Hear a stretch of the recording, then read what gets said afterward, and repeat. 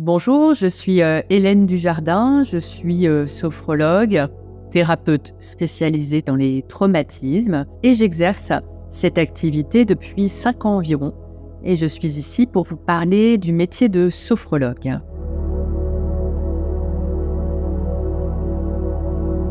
Donc déjà, globalement, le métier de sophrologue consiste à accompagner des personnes qui, à la base, ont une problématique, un symptôme, un besoin pour lequel ces personnes-là souhaitent travailler pour développer leur mieux-être au quotidien.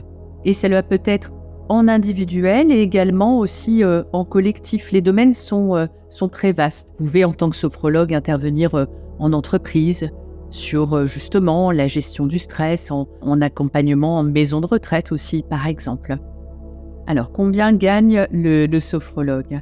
Je facture une séance de sophrologie à 80 €. Une fourchette pour les séances de sophrologie se situe entre 50 pour une fourchette basse et puis 80 voire 90 € la séance. Ça va dépendre de votre localisation géographique d'une part et puis d'autre part aussi des frais que vous avez pour votre propre structure. Ça va dépendre à la fois des activités que vous voulez mettre en place et aussi et surtout des moyens en fait que vous allez vous donner pour développer la visibilité, la notoriété, la prospection, votre portefeuille finalement client. L'autre point clé à mon avis, c'est aussi de développer plusieurs activités, même en tant que sophrologue. Vous voyez, par exemple, moi, je reçois des clients en séance individuelle et en même temps, j'exerce comme professeur donc au Sénato. Et ça, c'est vraiment pour moi aussi un autre point clé. Alors, pour trouver vos premières missions, l'idée, c'est de vous faire recommander, en fait. Et notamment par les médecins, ça peut être une bonne piste. L'autre volet, ça va être de développer votre visibilité, puis notamment digitale, un site web, par exemple, ou développer votre référencement naturel. Pour les compétences à acquérir en tant que sophrologue, il y a à la fois, j'allais dire, une formation, évidemment. Et ensuite, véritablement de pratiquer et encore pratiquer.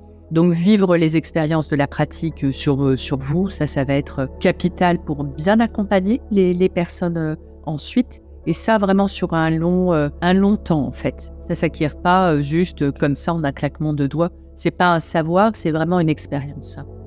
Ensuite, où se former pour devenir sophrologue ?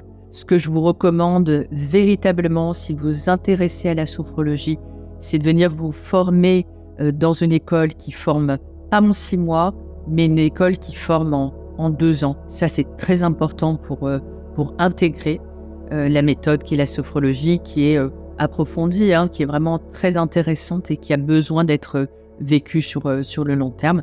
Alors, en quoi consiste le métier finalement à proprement parler de sophrologue ? Très concrètement, il y a déjà des missions qui sont transverses à tout chef d'entreprise. Donc la communication, les volets administratifs. Donc voilà, on est son propre patron. Donc ça, c'est un premier aspect. Évidemment, le cœur du métier de sophrologue. Là, pour moi, donc ce sont les séances en individuel. Une séance se déroule en 3 temps. Il y a d'abord un temps qu'on dit d'anamnèse, qui est le temps d'écoute, de recueil des besoins. La personne parle de ce qu'elle vit actuellement, définit aussi un objectif pour elle et à travers les séances. Deuxième temps, un temps de pratique, que ce soit des pratiques debout, des pratiques assises, donc des pratiques de sophrologie, guidées par le sophrologue pour la personne. Et ensuite, dans un troisième temps, un temps de retour d'expérience, en fait, où la personne partage son vécu de la séance.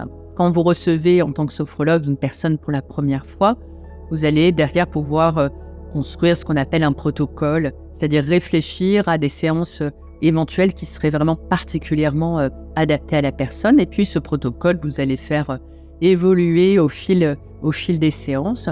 Alors, il y a différentes façons d'exercer le métier de sophrologue. Vous pouvez, comme moi, exercer en créant votre entreprise et en vous mettant à votre compte. Une autre façon de le faire est de rejoindre une structure, par exemple une mutuelle, et d'exercer ce métier-là en tant que salarié sophrologue. Une troisième façon, je dirais, est de coupler un métier existant et en même temps une activité secondaire pour laquelle vous créez votre propre structure, donc avoir un mix entre les deux.